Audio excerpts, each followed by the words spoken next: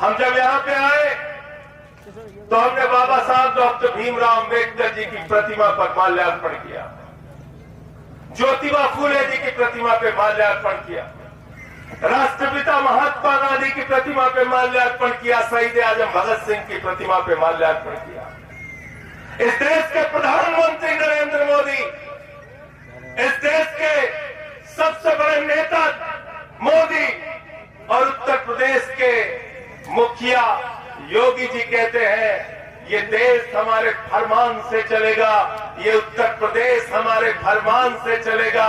मैंने देश की संसद में कहा था, भाजपाइयों कान खोल के सुन लो, ये मोदी और योगी से फरमान से नहीं, बाबा साहब के संविधान से चलेगा। संजय भैया जिंदाबाद, संजय भैया जिंदाबाद।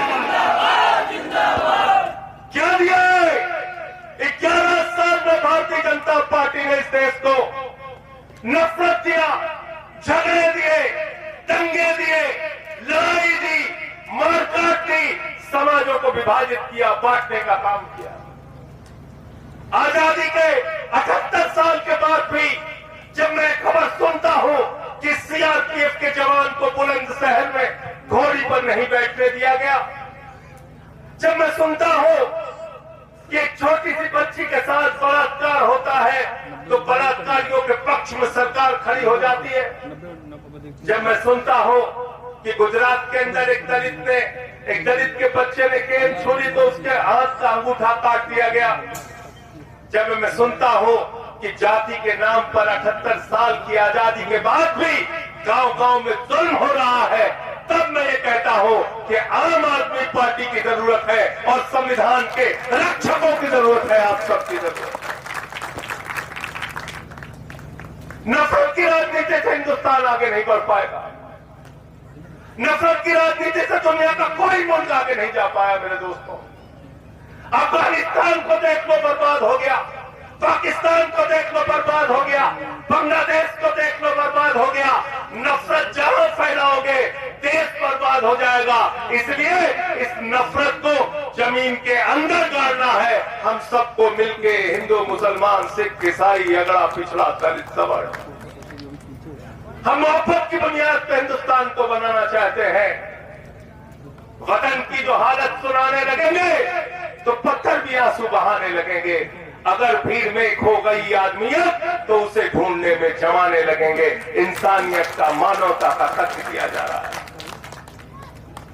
आजादी के 78 साल के बाद भी इस देश के 82 करोड़ लोगों से कहा जाता है 5 किलो राशन पे अपनी जिंदगी बिता लो, 5 किलो राशन लेके खुश हो जाओ। बच्चों के लिए स्कूल नहीं तो क्या हुआ, अस्पताल नहीं तो क्या हुआ, इलाज के बिना आप मर रहे हो तो मरो, बेरोजगारी के कारण आप हत्या कर रहे हो तो करो, खाद की बोरी के लिए लाठियां खा रहे हो तो खाओ, गन्ने के दाम के लिए लाठियां पड़ रही है तो पड़े, गेहूं के दाम के लिए, धान के दाम में के लिए लाइनों में लग रहे हो, लाठियां खा रहे हो तो खाओ, लेकिन 5 किलो राशन लेके चुप रहो।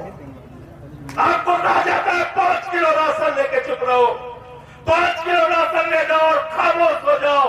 लेकिन जो नरेंद्र मोदी का दोस्त है अडानी, उसके नाम पर हवाई में चले जाइए तो जहाज उसके नाम पे, जमीन पे उतर आइए तो एयरपोर्ट उसके नाम पे, रेलवे स्टेशन उसके नाम पे, सड़क उसके नाम पे, बिजली उसके नाम पे, पानी उसके नाम पे, पाताल में चले जाइए तो कोयला उसके नाम पे, गैस उसके नाम पे, आकाश से लेके पाताल तक नरेंद्र मोदी ने हिंदुस्तान की संपत्ति अपने दोस्त के लिए नीलाम कर दी। हम इस राजनीति के खिलाफ हैं, हम इस राजनीति को बदलना चाहते हैं।